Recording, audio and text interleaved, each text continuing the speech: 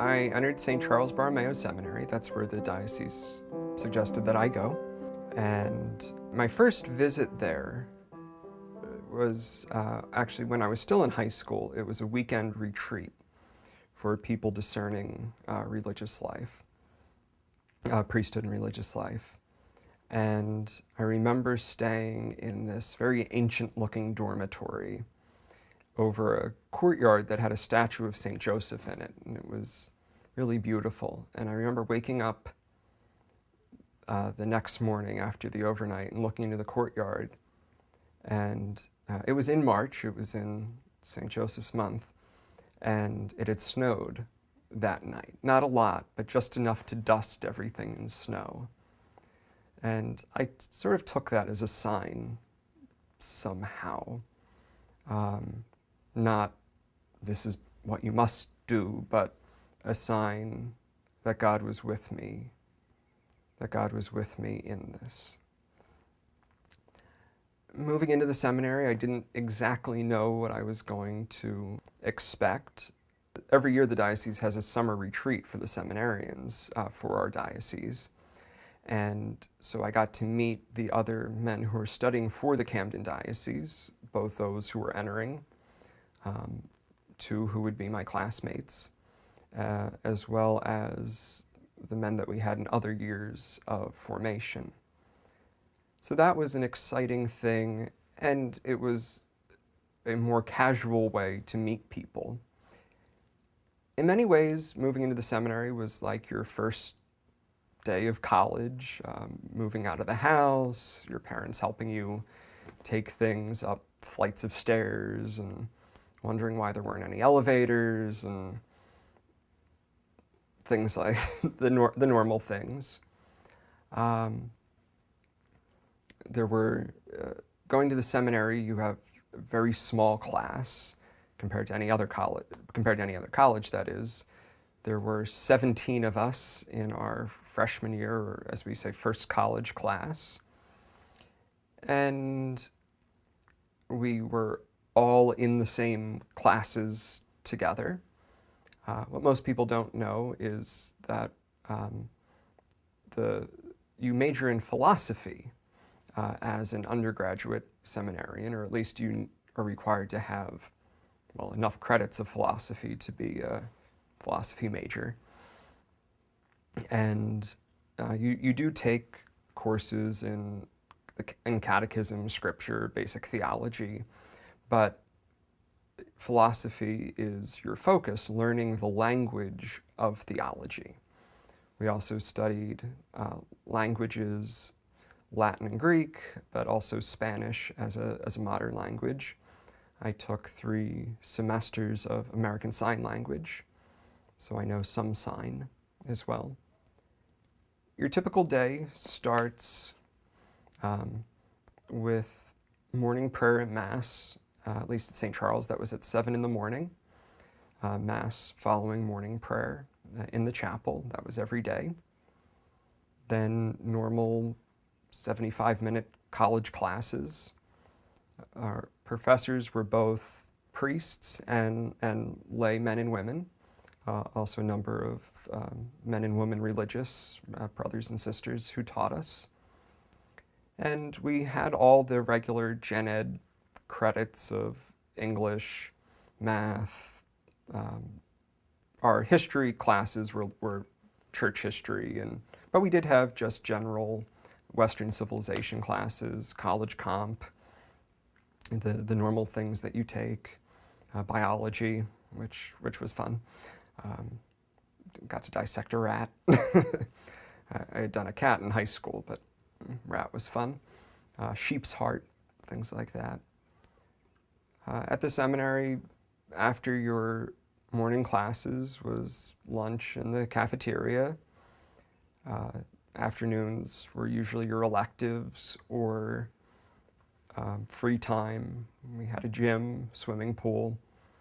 So we stressed not just the intellectual and spiritual growth, but growing as an individual as well. Encouraged to have a plan of exercise, and there was help with that you could get. In the seminary, once a week, every Thursday, you go out to parishes, nursing homes. You have an assignment or an apostolate every year. In the 8 years that I was in the seminary, I spent 1 year working at a parish and also doing deaf ministry. I spent a year, that was at St. Gregory's in Magnolia with Father Brian O'Neill. I spent a year at Queen of Heaven, what was Queen of Heaven, in Cherry Hill, just doing regular parish work, teaching in the school. Spent a year at the Newman Center at Rowan University. Worked at Holy Family Parish and taught at St. Jude's School. Worked at St. Agnes Parish, taught religious ed, a lot of communion calls, things like that. So had quite a number of different parish experiences, teaching experiences as well. I went to both college seminary undergrad as well as graduate school at St. Charles. You finish with a bachelor's degree when you're done in college. I majored in philosophy, as everyone did, but also minored in classical languages and English literature. Graduating from the college, again, we were down to just 14 people at that point, very small class. Going to theology was somewhat of a typical graduate school experience, a little more residential than most people. And your normal research. In graduate school, I majored in systematic theology, or dogma and doctrine. And my specific focus was studying the doctrine of purgatory, fascinating to few people other than me, particularly the similarities and differences of purgatory in the Catholic and Orthodox churches. During my time in the seminary, I was very blessed to be able to travel. I spent the first big travel experience was going to World Youth Day in 2005. It was a pilgrimage starting in Portugal, in Fatima. We then went to Lourdes, and then to Cologne, Germany, for the World Youth Day celebration. That was 2005, right after Pope Benedict had been elected. And we got to attend evening prayer with the Holy Father and 5,000 seminarians and priests from all over the world. And that was just awesome. When Pope Benedict came in, I was about 5 feet away from him as he walked through the crowd. It was just a great experience. There were about 6 or 7 seminarians from our diocese who went, so we were all together. But I met seminarians from Scotland, from Canada, from Spain, a group from France. So that was definitely a highlight. The following summer, I spent studying Spanish in Mexico. I went to Cuernavaca, Mexico for 7 weeks. I was there, lived with a family, and went to language school every day. My Spanish still isn't great, but it's much better than it was. During my time in Mexico, I did get to travel every weekend, saw the pyramids of the sun and of the moon at Teotihuacan. Got to go to Mexico City a number of times, see the sights there, visited the shrine of Our Lady of Guadalupe, which is a life-changing experience unto itself. Had something very bizarre, miraculous happen, that I got very, very ill on the way to Guadalupe. And the first or the second time that we went, I went 3 times during the summer, and had chills, was shaking, fever, looked terrible, sick to my stomach, and as soon as we got there, we went to Mass, but I wasn't even able to receive communion. And my group essentially said, well, stay here and we'll pick you up at the end. If you need anything, just give a holler. And I was praying in front of the image of Our Lady, and all of a sudden started to feel better almost immediately. As fast as it came on, it was going away.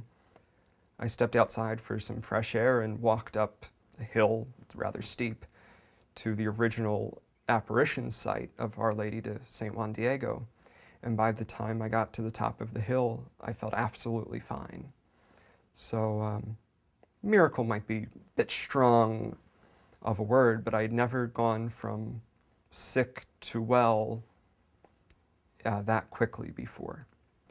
My summer right before third theology, I got an opportunity to go to Ukraine and to teach English in Ukraine for 5 weeks with the Ukrainian Catholic University. It's a program that I found on my own, but the diocese sponsored me to be able to go. And my family is Ukrainian Catholic, and I now have faculties to serve both in the Roman Church as well as in the Ukrainian Church. So got to learn the liturgy while I was over there, made some friends that I'm still in touch with regularly in Ukraine. And that following year, my year in third theology, I worked on Thursdays at a Eastern Rite Ukrainian Catholic Byzantine parish.